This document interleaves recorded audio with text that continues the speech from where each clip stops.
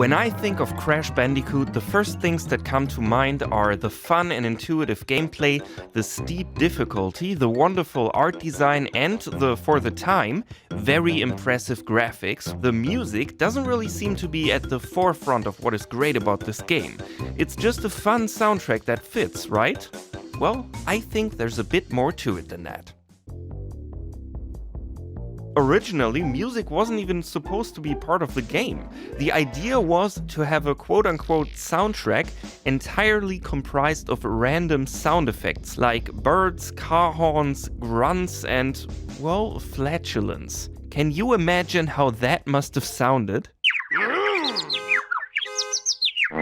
In the credits at the end of the game, the music section looks a bit curious. It says Mutato Muzika and then Mark Mothersbaugh and Josh Mansell.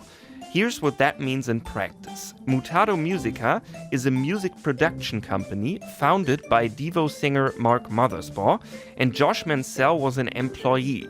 Mansell was selected to compose the score, advised by Mothersbaugh. So that's why if you look up the composer on Wikipedia, it just says Josh Mansell. In any case, Mansell delivered with an excellent soundtrack.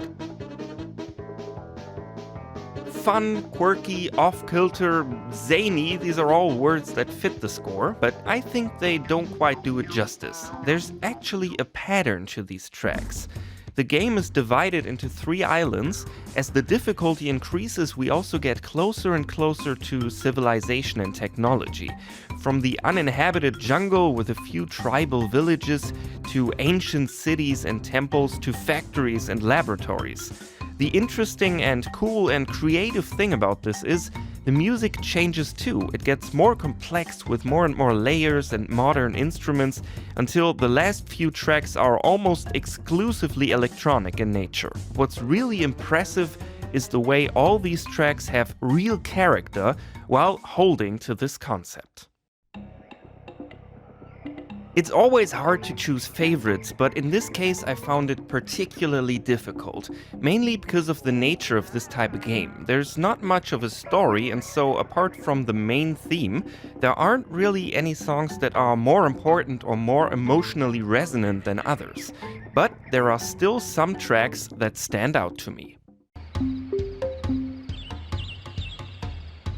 I would guess that this is not the track that most people would choose, but every time I replay the game, I'm immediately surprised by how much I love this one. It's very minimalistic and there's a lot of ambience here. You can hear that earlier idea of using sound effects particularly well with lots of animal sounds and so on. Apart from that, it's mostly percussion, but something about this track just kinda clicks for me. I like that little 4-note melody and the bass. I think this one shows just how atmospheric this soundtrack can be.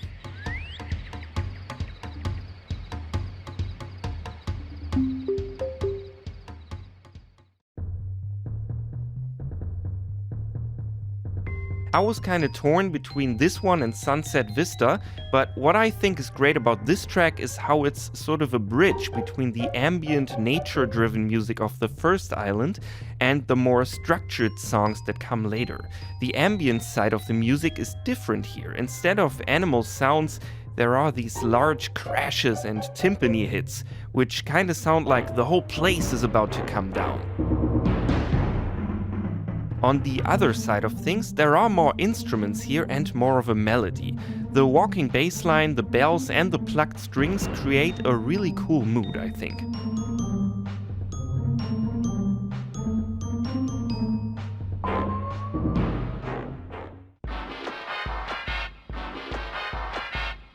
I mainly like this one because it's a lot of fun. It's just so funky.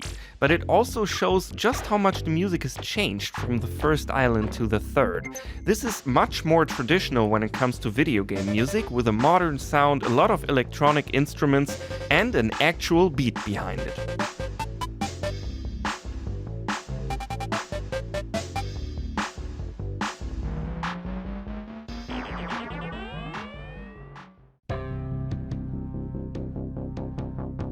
This is a great boss theme. That slightly out of tune sounding electric guitar, the drums and those electric pulses sound pretty ominous, and the faster paced part has an epic sound to it, even with all the limitations of mid-90s PlayStation technology.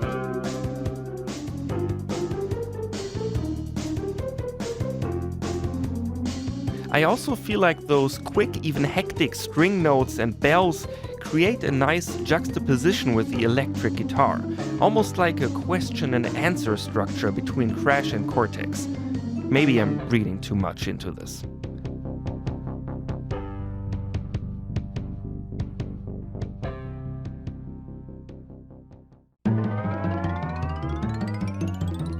With all the things I said about atmosphere and ambience and developing the music as the game progresses, this is still undoubtedly the most important track. It's the one we probably all remember best, and it instantly sets the tone. It's all those things I mentioned: fun, quirky, zany, jumpy.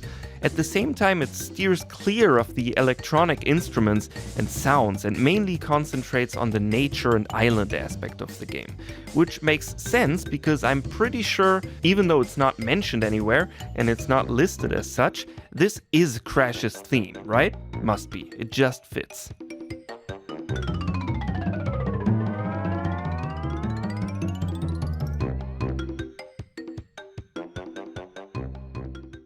There are many, many more great tracks on the OST, and I'm sure there are tracks that you love that I didn't mention. Which are your favorites? Tell me in the comments.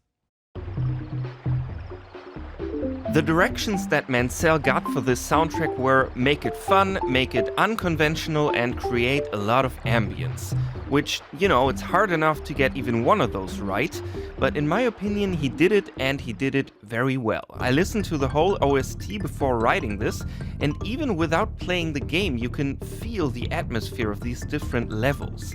With a lot of games the score basically just stays the same throughout, except for maybe a few bosses or cutscenes, and that's understandable. You don't want a completely eclectic soundtrack that goes from, you know, quirky and cartoonish to heavy metal to jazz or something like that. But what Mansell managed to achieve was to create a score where every track sounds different, and yet they all sound like Crash Bandicoot.